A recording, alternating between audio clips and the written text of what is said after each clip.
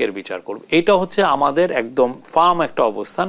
সেটা শেখ হাসিনার পরিবার, আওয়ামী লীগের নেতৃস্থানীয় যাদের মধ্যে যাদের হাতে রক্ত আছে প্রত্যেকের বিচার। আপনি ইউএনের রিপোর্টটা দেখেন, ওইখানে স্পষ্ট বলা আছে শেখ হাসিনা কি করেছেন।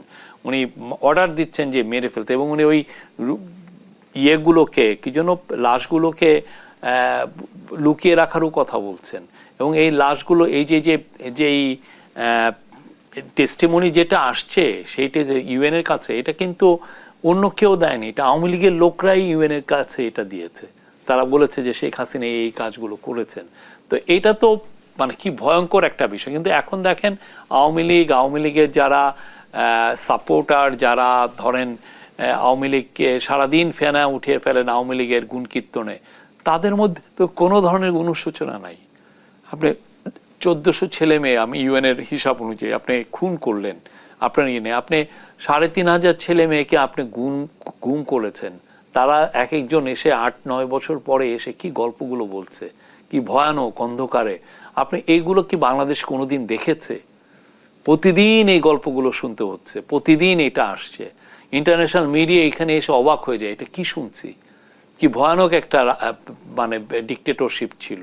তো সেই জায়গায় আওয়ামী লীগের আসলে নিজের সোল সার্চ করা উচিত যে আমি কি করেছি, আমি কি। আমরা এখানে আমাদের, আপনি নিজেই তো মারা যাচ্ছেন, আপনি নিজেই সুইসাইড করছেন, আমাকে তো আর আপনারা এটা ইয়ে করেন। বাট যারা খুন, গুম, ম্যাসাকার, করাপশন, এবং যে আপনি করাপশন দেখেন $234 বিলিয়ন তারা বাইরে নিয়ে গেছে। আমরা সত্যিকার অর্থে আমরা ইন্টারন্যাশনাল ফার্মগুলো কত 200 আমরা লিগাল ফার্মের সাথে কথা বলছি। আমরা ইন্টারন্যাশনাল এমন কোনো এজেন্সি নাই যারা এইগুলো নিয়ে কাজ করে ইন্টারন্যাশনাল, তাদের সাথে কথা বলছি যে টাকাটা কিভাবে ফেরত আনা যায়। এটা বাংলাদেশের মানুষের টাকা, আপনার টাকা, আমার টাকা। এরা চুরি করে তাদের মতো করে নিয়ে গেছে। টরন্টোতে বাড়ির পর বাড়ি কিনেছে, লন্ডনে ব্লকের পর ব্লক কিনেছে, ব্যাংক কিনেছে, বাইরের বড় বড় কোম্পানি কিনেছে, হোটেল কিনেছে, কিনে নিজের নামে ওইখানে যে তারা দেখাচ্ছে যে তারা খুব বড় ইন্ডাস্ট্রিয়ালিস্ট, কিন্তু তারা তো আসলে বড় চোর। তো এই জায়গাগুলো আমরা স্পষ্ট যে এই কাজগুলো আমরা করি। জনাব শফিকুল আলম, আপনি বিচার নিশ্চিতের কথা জানাচ্ছেন, কিন্তু গণহত্যায় মূল অভিযুক্ত শেখ হাসিনা সহ আওয়ামী লীগের প্রথম সারির অনেক নেতাই তো দেশ ছেড়ে পালিয়ে গেছে। সেই জায়গা থেকে সম্প্রতি আইন উপদেষ্টা যেমনটি জানিয়েছিলেন যে হাসিনাকে ফিরিয়ে দেওয়ার ক্ষেত্রে ভারতের অবস্থান নেতিবাচক। তাহলে বিচারটা আসলে আমরা কিভাবে নিশ্চিত? না, এটা আমরা তো প্রেশার পাইল আপ করছি। আপনি এটা মানে এটা এমন কিছু নাই। শুনেন, পিনোশে ছিল হলো চিলির ডিক্টেটর, উনি 18 বছর, এবং তার হাত দিয়ে চিলির ইকোনমি ট্রান্সফর্ম হয়ে গেছে। চিলি খুব কপার উৎপন্ন, মাইনিং হয় সেখানে, কপার বাইরে বিক্রি করে চিলির ইকোনমিক, এবং শিকাগো স্কুল অফ ইকোনমিক্স থেকে প্রফেসর উনি ওনাদের ইকোনমি ট্রান্সফর্ম করে দিয়েছেন। চিলির মানুষের জীবনযাত্রায় ব্যাপক চেঞ্জ এনে দিয়েছিলেন। কিন্তু উনি ছিলেন ভয়ানক রকমের একটা খুনি, ভয়ানক। উনি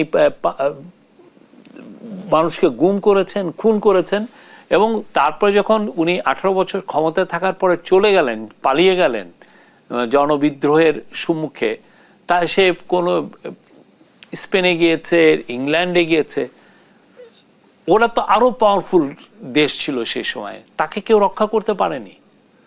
হাসিনাকেও কেউ রক্ষা করতে পারবে না।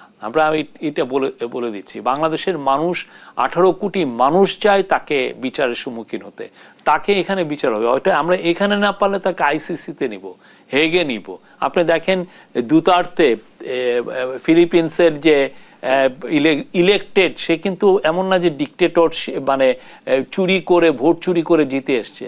সে ইলেকটেড একটা প্রেসিডেন্ট, সে তার ড্রাগ ওয়ার করে 6000 লোককে মারার দায়ে অভিযুক্ত, তাকে ঠিকই হেগে যেতে হচ্ছে। তা আমরা বলছি হাসিনাকেও সেটা হবে। তার মতো একটা ভয়ঙ্কর রকমের খুনি, চোর, তাকে বিচারের সম্মুখীন হতে হবে। আপনি কত বিলিয়ন ডলার তার লেসপেন্সাররা, তার ক্রোনিগুলো এটা চুরি করে নিয়ে গেছেন। আপনি আজকে দেখেন, আমরা একটা তদন্ত কমিটি করে দেওয়া হয়েছে যে 560টা মসজিদের জন্য, ওই মসজিদকে সামনে রেখে চুরি করেছেন। মানে একটা চুরির তো সীমা আছে মানুষের। মানুষের তো একটা দৃষ্টিকটু একটা জিনিস তো আছে, শেমলেসনেস, শেম বলে তো একটা, লজ্জা বলে তো একটা আছে। মসজিদের ওইখানেও তারা চুরি করেছেন, আমরা একটা ইনভেস্টিগেটিভ কমিটি করে দিয়েছি, তারা এটা বের করবে। আপনি বলছিলেন যে অভিযুক্তদের বিচার হবে এবং আওয়ামী লীগের বিষয়ে সিদ্ধান্ত নেবে জনগণ। রাজনৈতিক দলগুলো থেকেও আমরা এমন তথ্য পাই যে আওয়ামী লীগের বিষয়ে সিদ্ধান্ত নেবে জনগণ। জনগণ কোন প্রক্রিয়া আসলে সিদ্ধান্ত নেবে? জনগণ তো অলরেডি তারাই তো নাই। আপনি যে তাকে আহ্বান করবেন যে এই তোমাদের সরকারের অবস্থান কি হবে? আমাদের অবস্থান আমরা জানিয়ে দিয়েছি। আমরা আগে বিচারটা করি, তাদের যারা যারা এইগুলোর সাথে জড়িত তাদেরকে আগে আমরা বিচার করতে, আমাদের প্রায়োরিটি বিচার। নির্বাচন নিয়ে সরকার কি ভাবছে? নির্বাচন নিয়ে আমরা দুটো ডেট দিয়েছি, এটা প্রফেসর ইউনূস খুব প্রথম দিকেই জানিয়ে দিয়েছেন। এখানে উনি স্পষ্ট বলেছেন যে যদি কোম রিফর্ম হয় সেক্ষেত্রে আমরা ডিসেম্বরের মধ্যে ইলেকশন আমরা করব, এবং সেই অনুযায়ী আপনি দেখেন ইলেকশন কমিশন এই জন্য যে কাজও করছে, তারা একটা যত ধরনের প্রস্তুতি লাগে সেই কাজটা করছে। আরেকটা হচ্ছে তারপরে যদি পার্টিগুলো বলে যে না আমরা আরও কিছু, এই যেহেতু এটা একটা নির্দলীয় একটা ইন্ডিপেন্ডেন্ট নিউট্রাল গভর্নমেন্ট, তাকে দিয়ে আমরা অনেকগুলো রিফর্মের কাজগুলো করিয়ে নেই যেটা আমাদের জন্য করতে কষ্টসাধ্য হবে, তাহলে সেটা ম্যাক্সিমাম আপনি জুন পর্যন্ত যাবে। আমাদের কাট অফ ডে টাইম হচ্ছে জুন 30, 2026, এরপরে আমরা নাই, এটুকু আপনি নিশ্চিত থাকেন। বাট সবাই যদি চান যে না আমরা ডিসেম্বর 2025 ইলেকশন, ফাইন, আমরা করতে প্রস্তুত, সব ধরনের প্রস্তুতি। সম্প্রতি বেশ কয়েকটা আন্তর্জাতিক গণমাধ্যমকে প্রধান উপদেষ্টা ডিসেম্বরের নির্বাচনের এক ধরনের আভাসও দিয়েছে। না এটা আমরা বলছি, ডিসেম্বরের নির্বাচন নিয়ে ষড়যন্ত্র দেখছেন। আপনি শুনেছেন যে আমরা বলেছি যে না আমরা এই সময় নির্বাচন চাই না, এই ধরনের কোনো বক্তব্য কেউ দিয়েছেন? আপনি যখন অভিযোগ করবেন আপনি এভিডেন্সটা আনবেন যে না এই কারণে আমরা এই কথাটা বলছি। তা আমাদের মধ্যে তো কোনো উপদেষ্টা তো এই কথাটা বলেন নাই। তা আমার মনে হয় যে এটা ওনাদের ভুল বুঝেছেন বা ওনাদেরকে ভুল বোঝানো হয়েছে। আমাদের অবস্থান স্পষ্ট, প্রফেসর ইউনূস বারবার বলছেন এবং ওনার হয়ে আমাদের যারা অ্যাডভাইজার আছেন তারা বলছেন, আমি বলছি, সবাই আমাদের অবস্থান আমরা স্পষ্ট করছি সব সময়। বিএনপি যখন নির্বাচনের জোরালো দাবি জানাচ্ছে, তখন ছাত্রদের নতুন দল এনসিপি বলছে যে গণপরিষদ এবং জাতীয় সংসদ নির্বাচন একসঙ্গে করা যেতে পারে।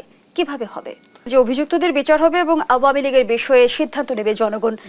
রাজনৈতিক দলগুলো থেকেও আমরা এমন তথ্য পাই যে আওয়ামী লীগের বিষয়ে সিদ্ধান্ত নেবে জনগণ। জনগণ কোন প্রক্রিয়া আসলে সিদ্ধান্ত নেবে? জনগণ তো অলরেডি তারাই তো নাই। আপনি যে তাকে আহ্বান করবেন যে এই তোমাদের সরকারের অবস্থান কি হবে? আমাদের অবস্থান আমরা জানিয়ে দিয়েছি। আমরা আগে বিচারটা করি, তাদের যারা যারা এইগুলোর সাথে জড়িত তাদেরকে আগে আমরা বিচার করতে, আমাদের প্রায়োরিটি বিচার। নির্বাচন নিয়ে সরকার কি ভাবছে? নির্বাচন নিয়ে আমরা দুটো ডেট দিয়েছি, এটা প্রফেসর ইউনূস খুব প্রথম দিকেই জানিয়ে দিয়েছেন। এখানে উনি স্পষ্ট বলেছেন যে যদি কোম রিফর্ম হয় সেক্ষেত্রে আমরা ডিসেম্বরের মধ্যে ইলেকশন আমরা করব, এবং সেই অনুযায়ী আপনি দেখেন ইলেকশন কমিশন এই জন্য যে কাজও করছে, তারা একটা যত ধরনের প্রস্তুতি লাগে সেই কাজটা করছে। আরেকটা হচ্ছে তারপরে যদি পার্টিগুলো বলে যে না আমরা আরও কিছু, এই যেহেতু এটা একটা নির্দলীয় একটা ইন্ডিপেন্ডেন্ট নিউট্রাল গভর্নমেন্ট, তাকে দিয়ে আমরা অনেকগুলো রিফর্মের কাজগুলো করিয়ে নেই যেটা আমাদের জন্য করতে কষ্টসাধ্য হবে, তাহলে সেটা ম্যাক্সিমাম আপনি জুন পর্যন্ত যাবে। আমাদের কাট অফ ডে টাইম হচ্ছে জুন 30, 2026, এরপরে আমরা নাই, এটুকু আপনি নিশ্চিত থাকেন। বাট সবাই যদি চান যে না আমরা ডিসেম্বর 2025 ইলেকশন, ফাইন, আমরা করতে প্রস্তুত, সব ধরনের প্রস্তুতি। সম্প্রতি বেশ কয়েকটা আন্তর্জাতিক গণমাধ্যমকে প্রধান উপদেষ্টা ডিসেম্বরের নির্বাচনের এক ধরনের আভাসও দিয়েছে। না এটা আমরা বলছি, ডিসেম্বরের নির্বাচন নিয়ে ষড়যন্ত্র দেখছেন। আপনি শুনেছেন যে আমরা বলেছি যে না আমরা এই সময় নির্বাচন চাই না, এই ধরনের কোনো বক্তব্য কেউ দিয়েছেন? আপনি যখন অভিযোগ করবেন আপনি এভিডেন্সটা আনবেন যে না এই কারণে আমরা এই কথাটা বলছি। তা আমাদের মধ্যে তো কোনো উপদেষ্টা তো এই কথাটা বলেন নাই। তা আমার মনে হয় যে এটা ওনাদের ভুল বুঝেছেন বা ওনাদেরকে ভুল বোঝানো হয়েছে। আমাদের অবস্থান স্পষ্ট, প্রফেসর ইউনূস বারবার বলছেন এবং ওনার হয়ে আমাদের যারা অ্যাডভাইজার আছেন তারা বলছেন, আমি বলছি, সবাই আমাদের অবস্থান আমরা স্পষ্ট করছি সব সময়। বিএনপি যখন নির্বাচনের জোরালো দাবি জানাচ্ছে, তখন ছাত্রদের নতুন দল এনসিপি বলছে যে গণপরিষদ এবং জাতীয় সংসদ নির্বাচন একসঙ্গে করা যেতে পারে। কিভাবে হবে?